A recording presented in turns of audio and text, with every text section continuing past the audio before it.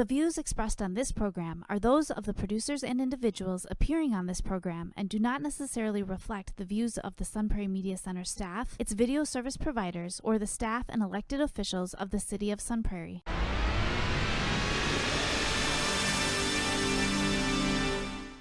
My name is Jamison Rabbit, and this week I'm so excited to be joined by a new guest host.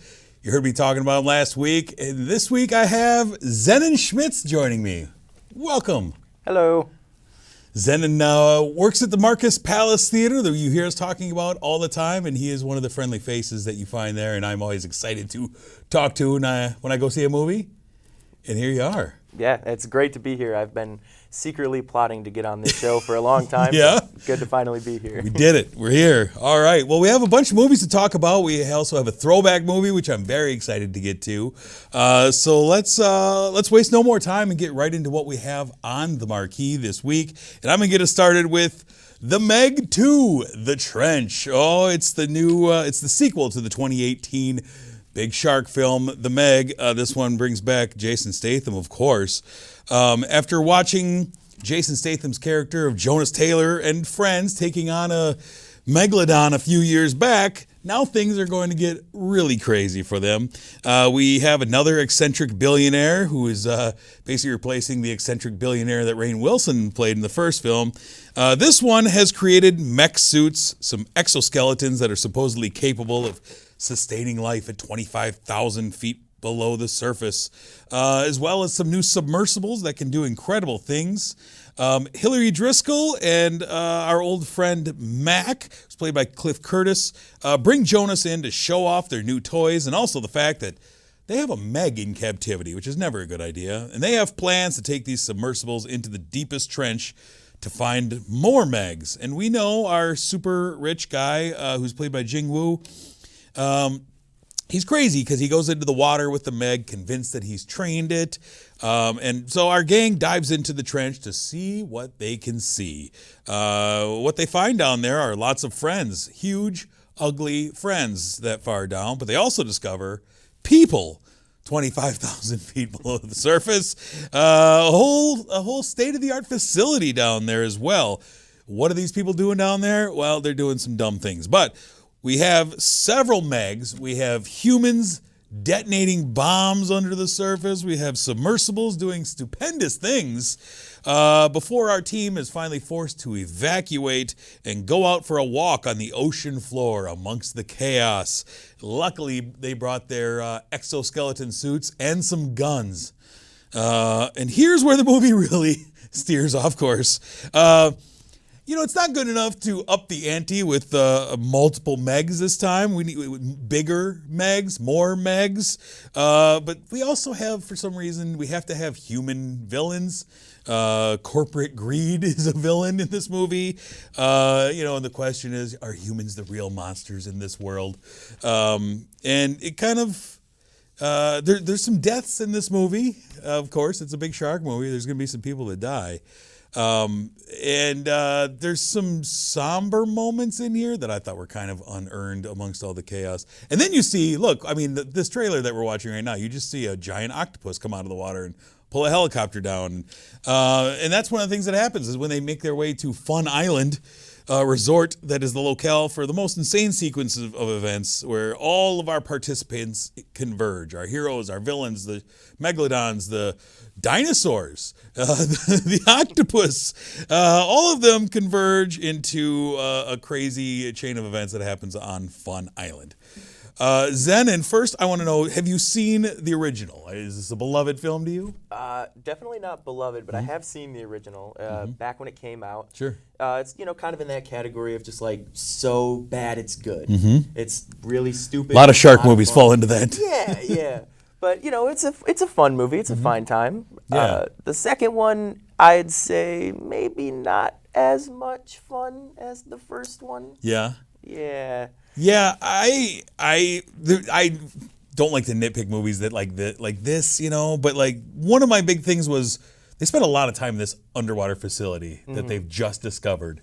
And luckily our heroes all know like where everything in the facility is. Yeah. They've never been there. They know what every switch does. We need to. There's always got to be a manual override that needs to be flipped by somebody, whether it's in space or underwater. We always have to have one of those sequences, and luckily, they always know where that manual override is in this place they've never been before. Right.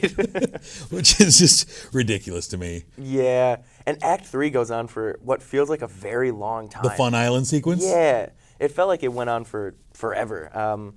I mean, and it doesn't help that the CGI is not always the best. I got to see this on our biggest screen at the Palace. Exposed some flaws. Oh yeah, the sharks in particular have weird textures to them. Surprisingly, yes. Yeah. You think that's the easy one to do. Right. I mean, they kind of mastered it with the first one. You think it wouldn't be that hard with the second one, but yeah, I don't know. Act 3 goes on for a while. I think that jet ski sequence probably lasts a little too long. It kind of, I hate to say it, but it was kind of boring. That's the surprising part, is the first one, I'm like, okay, this is ridiculous. I'm in for the over-the-topness. Statham, I think, punched a shark at one point. Yeah. You know, like, okay. And it was fun. And this one, I felt like it bogged down for a while with exposition with our human villains. Yeah. And I'm like, I don't care about any of this. Yeah. Like, just give me what I want. Give me multiple sharks going after them. Right. And then when we got it, I actually felt like, this is, if you take Jason Statham out, this is a Sci-Fi Channel movie. Yes. Giant octopus versus giant shark. Yep. Like, that's what this is. Yeah. I don't like those. Me neither. I honestly think that the stuff in the trench was the better part of the movie. Yeah. I thought, in a weird way, you know, the Meg 2, the trench, good, the Megs, not so good. Even the parts in the trench with the Megs, I thought were kind of the weakest part when they were underwater. It was surprising to me, and outside of like the initial attack when they go down to the trench, there's a large chunk of this movie where there's really no shark activity at all. Yeah, and that was the best part. It was like an actually kind of okay, competent action movie. Weird. It's so weirdly paced. I was kind of driven nuts by how it just kind of ended very undramatically, I thought. Yeah. And then everyone's they've been through some traumatic experiences, they've lost some friends, and they're all just kind of cracking jokes on the beach at the end. Yeah, it's just like Super chill. the worst day of your life. You're like, hey, cheers, bro. It's so good to be here, man. I'm happy to spend this time with you. Quality time. Another nitpick for me is all these movies, no matter what, where it's ocean movie, space movie, travel movie, there's always got to be that stowaway who pops up at the most inopportune moment. Hey, I just wanted to come along. And this movie, it's like so many tropes of just lazy writing that I thought that came along with this. Yeah. And it's a film that references Jaws 2, and that's a terrible movie. Yeah, that was a bad move. Like, hey guys, remember this other really bad shark movie? All right. Maybe that's just what it is with shark sequels. That could be. That could very well be. All right, what did you end up giving The Meg to The Trench? I gave it a 2.5. You know, it was fine. Jason Statham manages to be charming despite the weak script. And like I said, some of the stuff in the trench is really good. I mean, there's an actual decent action movie there in the middle of the movie. But at the end, when they Fast and Furious-ified Jaws 2, that's a little much for me. Yeah, I did not care for this movie. I was frustrated. It was on a level of dumb that I haven't seen since Hurricane Heist. Another classic movie. And I was just very turned off by this film. So I ended up giving The Meg to The Trench 1 star. Whoa. Yeah, I didn't like it, man. I've seen a lot of really great movies in the last month. I'm being trained to really enjoy good movies at the theater. Speaking of other kinds of movies, let's move on to what else we have on the marquee. Next up, we have Teenage Mutant Ninja Turtles, Mutant Mayhem. This is a new Ninja Turtles movie produced by Seth Rogen. It's a different take on the titular Turtles. This time they're self-taught in the art of ninjutsu.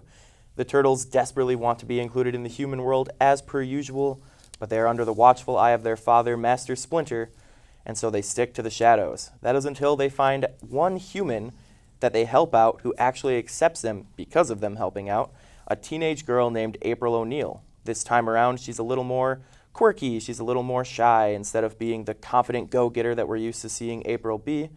So teaming up with April, a wannabe investigative journalist in this case, our heroes stumble across an evil plan from the mutant supervillain Superfly. Seeing this as their chance to finally come out of their shells, wink wink, the Turtles decide they're going to take this chance to save the day and become heroes that all will accept, but things end up a little crazier than they bargained for. The film has an all-star cast led by actual teenagers, which is really great. And I'm sorry in advance if I butcher any of these names. We got, I think, Mika Abbey. Oh, you're going for it. Shaman Brown Jr., Nicholas Cantu, and Brady Noon. It also has an insane supporting cast of all kinds of voice actors to, really pad out that IMDb page. You got Seth Rogen, John Cena, Maya Rudolph, Ice Cube, Paul Rudd, Rose Byrne, and of course the legendary Jackie Chan as Master Splinter. So, what are your thoughts? Ice Cube on it? was great. I thought Ice Cube as Superfly was all in on this. I really enjoyed him. I think the voice cast was great. All those teens that were playing the Ninja Turtles, I liked that they didn't do stunt celebrity voice casting with them. Made it feel more authentic, as we're. And Jackie Chan was great, and I thought that his Splinter's backstory and the reasons why he doesn't want to let the boys go out because they're gonna get milked by those humans, and he's the overprotective father. I like that a lot. And then you see him at one point kind of struggling with like, my teens aren't listening to me, blah, blah, blah. Like, yeah, that's a real thing. As a father of teens, like, I get to a point where they aren't listening. But the animation is the star of this. Right? Oh, absolutely. I mean, the animation style is something I haven't seen in a while. It's pretty great. Takes a little getting used to. I love all the humans in this movie are just grotesque looking. Yeah. Right? It's like an horrible. intentional ugly. Yes. But it's a cool ugly. Yeah. And I was really having fun. I love that the turtles want to live in the human world. They want to be Ferris Bueller. It tells at one point. And Superfly he's the villain who wants to turn everyone into a mutant to get back at those humans. There's a lot of little things I loved in this. I love the little nod to the original movies when they turn on the radio and Go Ninja Go's playing, a little Vanilla Ice nod. I like that a lot. Cool. I like April O'Neil. Leo has a crush on her. Mm-hmm. April O'Neil, the king of Riz. Leonardo. Right. And she's also a high schooler. She's not the newscaster on network TV. She's writing for the school paper. She does not like being on camera. We see that in full detail. Why not? And I love it. And I thought the soundtrack was amazing. I was really digging the soundtrack. Yeah, absolutely. Going back to Splinter's backstory and stuff, they really change it from what it used to be. They take some creative liberties. And admittedly, at first, I wasn't sold on it, but the way it plays out was really great. But I do love the detail that they made Splinter an actual New York pizza rat. Yeah. That was one of my favorite jokes in the movie. It's great. And I love him training, and you get actual footage of old kung fu movies that he's training with. It's a little jarring, but then it's like funny. Yeah. Like, I love that movie. I went back and rewatched the first couple Ninja Turtles movies from the early 90s. Love those. The first one, love. Second one has its flaws. I still enjoy it. I think they get progressively worse as we go through that series. I still haven't seen the third one. Yeah, you're okay. The first one is still like highest levels for me. Yeah. But I really enjoyed this movie. I had a lot of fun. It sets up a sequel that I'm really hoping we get. Yeah. I think that it's doing well enough at the box office, despite some pretty stiff competition. Yeah. That it's doing well enough. It's going to make back its money and then some. And I think Seth Rogen has enough pull to, if Hollywood ever gets moving again, that hopefully he can finish off the story, because we tease a lot of things. Yeah, and I kind of hope that we get like a trilogy out of this. That'd be great. Imagine Last Ronin with this art style. Yeah, that'd be crazy. I would love that. And I love all the characters that Superfly has with him, all those villains. I mean, there's some of them you recognize from the old Ninja Turtles. Good stuff. All right, what did you end up giving Ninja Turtles Mutant Mayhem? I gave it a 4.5. I really liked this movie. I didn't like it quite as much as the original, but I mean, it's funny. It's really action-packed and fun. A lot of the jokes are super clever, and so much of it works for me because although I'm not a teenager anymore, it wasn't that long ago that I was a teenager. Sure. So like the way the Ninja Turtles interact with each other isn't that different from the way me and my friends interact with each other. Yeah.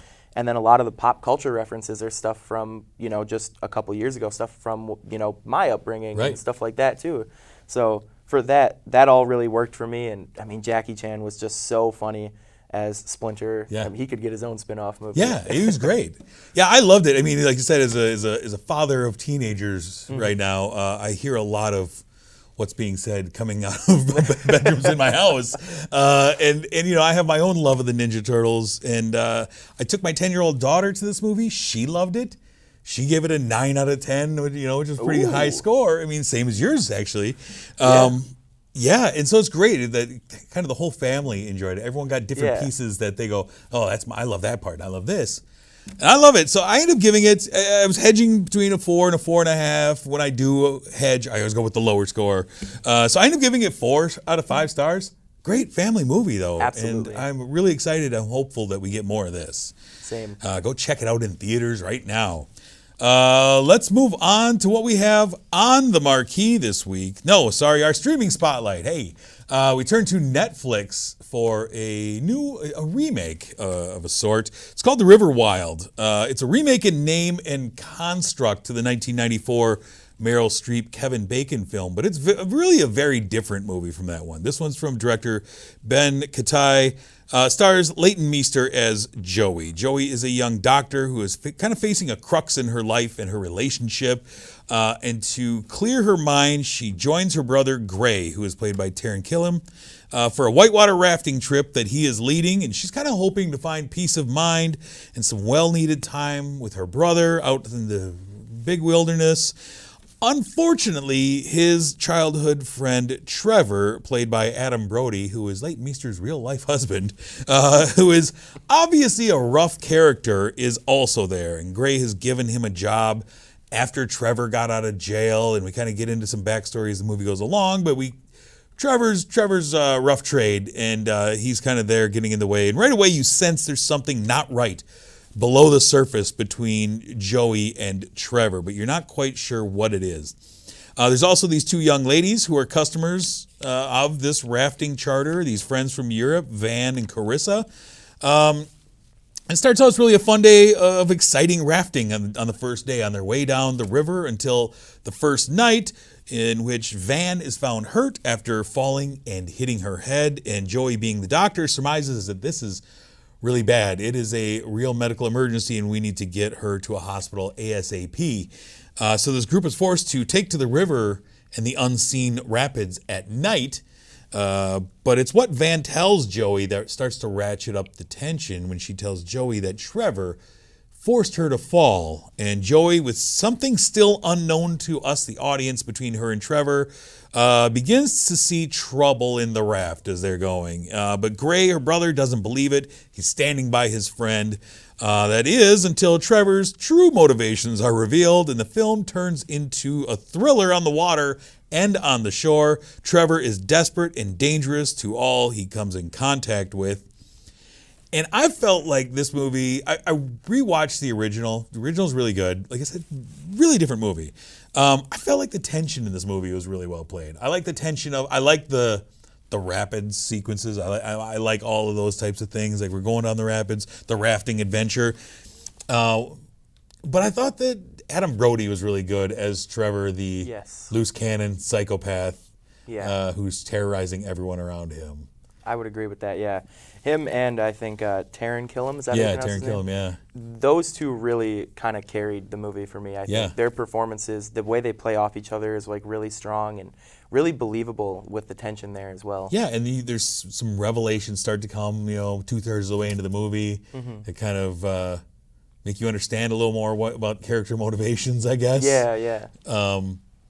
Those I like those two a lot. I don't know if I would call like the rest of the cast, because it is kind of a fairly small cast outside of it. It's really just the people on the raft and some strangers they come across along the way. But I don't think anyone else really had a full character arc to them besides I don't think so. Trevor and Gray to a touch. I mean, Joey didn't even, and it kind of feels like it's supposed to be her movie. Yeah. And I did struggle at times to picture these three main characters as being like friends as children. Yeah. Like Trevor and Gray were buddies. Like they kind of seem at odds with each other from the get-go. Yeah. For being lifelong friends. Yeah. That was one of the things that kind of, I don't know.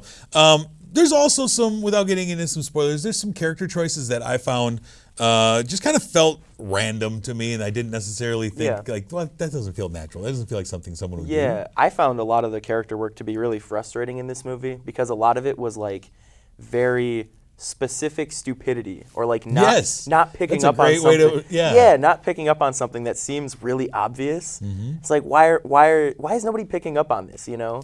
And that's frustrating when you're watching that. Yeah. Because you're like, come on, like just be a little smarter. Right, with the and then script. those same characters, like 5 minutes later, will have like this master plan to get out of Yeah. the scenario. It's like all the characters are very flip-floppy in their intelligence, and that was frustrating about Yeah. it. Yeah. Exactly. I mean, because if you need to do that, then you usually just write one character be the dumb character. Right. You know, and just put that on them.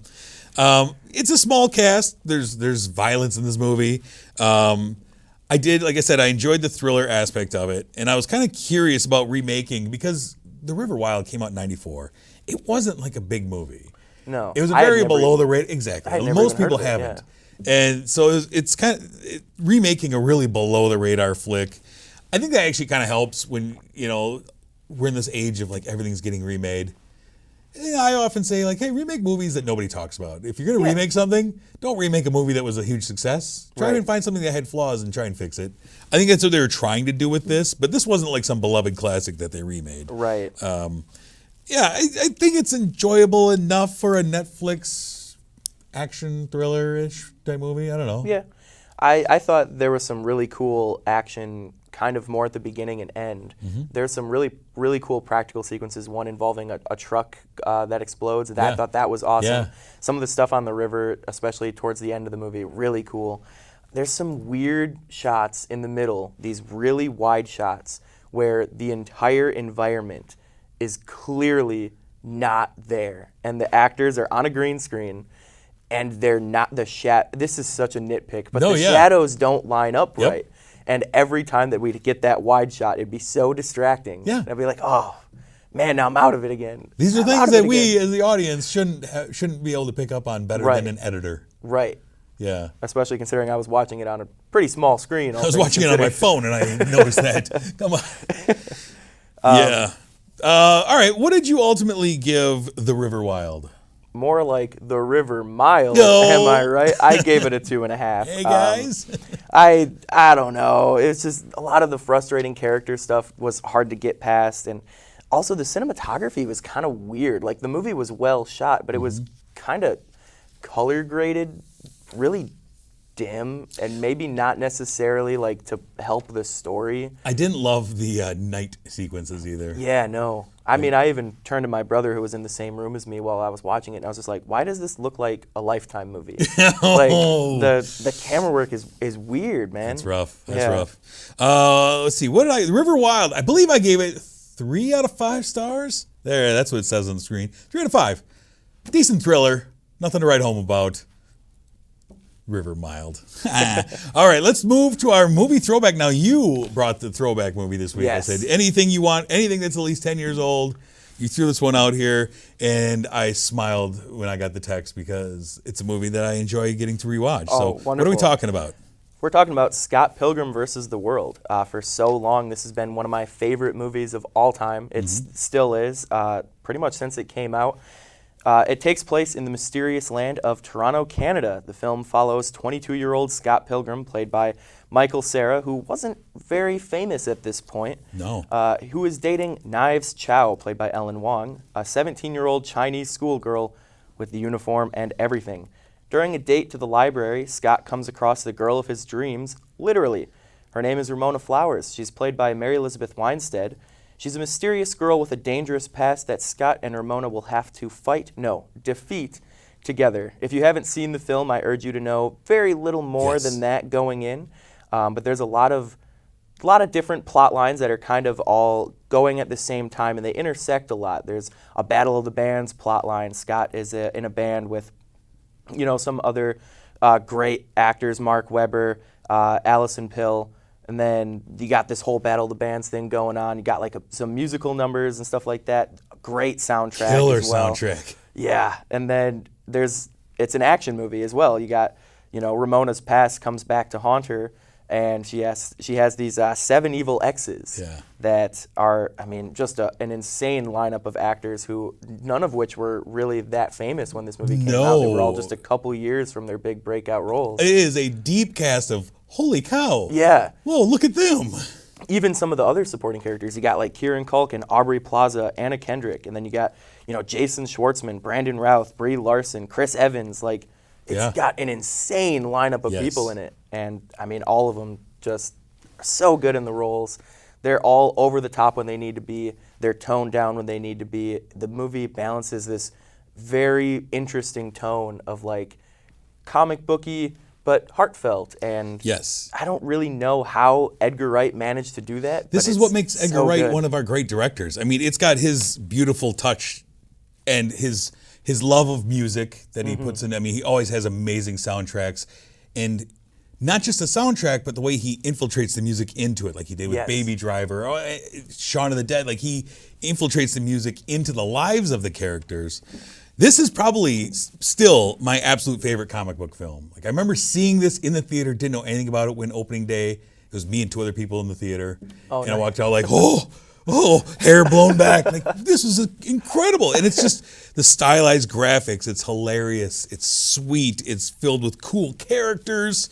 Yes. It touches on so many different genres and video games and all this stuff. And I think it's gotten better with time. Like, I would agree. I've seen this movie probably 20 times, but I still wanted to rewatch it for the show this week and was excited like the first time all over again, because it's one of my favorite films of the last 15 years, I think.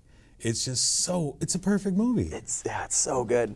I mean, I'm not even exaggerating when I say this. I have seen this movie well over 100 times. Nice. And every single time, like, I'll put it on in the background just as a comfort movie, and I'm just glued to the screen. It's like I can't take my eyes off it. It's so good. Yeah, it's great. And it's a film I feel like, for a lot of people, it has kind of slipped through the cracks. Like, it's not in the cultural zeitgeist as much as a movie that is this great should be. Absolutely. Yeah, and it's weird, too. I mean, it was kind of a commercial flop when it came out. Yeah, because it just kind of, I don't think anyone knew how to market it. Right, yeah. It was marketed like a teen rom-com, and it definitely is at times. Well, and that's what Michael Cera was doing at the time. Yeah, but it's also, an action comedy and, like a musical. It's very much, I mean, it's really cool that it's kind of structured like a musical where characters learn and grow from their songs, but in this case, it's really, really cool fight scenes where people are getting punched and thrown across, parking lots. I still have one of the songs from the soundtrack is the alarm on my phone that I wake up to every morning. Oh, really? Yeah. What song? It's Hello, My Friend. Friend of a friend. I don't want to sing on the show. It's the song that Brie Larson plays at the end. Oh, Black Sheep. Yes. Yes. Yep. Oh, yeah. Love it. So I have that and Garbage Truck as 2 of my alarms. Oh, nice. It's great stuff. Go check out Scott Pilgrim vs. the World. What are you doing? When you're done with this, just go click over onto that and watch it. It's streaming somewhere. I can't remember where I watched it, but streaming. I mean, kind of jumps around, but it's on greatness. Netflix a lot. Oh, Greatness. And they're doing a sequel as well, a sequel anime on Netflix, and it's the same cast, same crew. This is my excited face. They're all returning for it. I like that a lot. It's gonna be exciting. All right, I'm so glad you chose that. All right, let's take a look ahead really quick at the movies that are coming out. We look at the weekend of August 18th. First up, we have Blue Beetle, DC's newest superhero film featuring their first Latino hero, Jaime Reyes, a teenager who gets an alien suit that imbues him with powers. We also have Strays, a hard R dog film about a dog on a revenge mission against its owner, voiced by Will Ferrell and Jamie Foxx, amongst others. We have in Netflix, The Monkey King, an animated film based on an epic Chinese tale where a monkey and his magic fighting stick take on dragons, demons, gods, and others. We have To Catch a Killer, a crime thriller starring Shailene Woodley. And we have Of an Age, an Australian romance about an amateur ballroom dancer who experiences an intense 24-hour romance with his friend's older brother. Before we move any further, we want to thank our sponsor, though, Marcus Theaters, The Palace here in Sun Prairie. Let's go. That's how we got connected. We love The Palace. I love going there. And there's few things I love more than walking in and seeing the smiling face of our friend Alice, who is always there to greet you and give you a ticket. Alice, you're the best. On the show, Alice. Next week, I'm going to be talking about films such as The Last Voyage of the Demeter, Jules, maybe Gran Turismo, a film called Marry My Dead Body. Who knows what else? It's just going to be me. So there's probably going to be a lot of films to talk about. So make sure you tune in for that. Zennon, thank you for coming on the show. I'm so glad to finally have you here. Yes, this is awesome. We might have to do it again soon then. Oh, I hope so. Outstanding. All right, well, until next week, though, I'm Jamison. And I'm Zennon. Go watch a movie.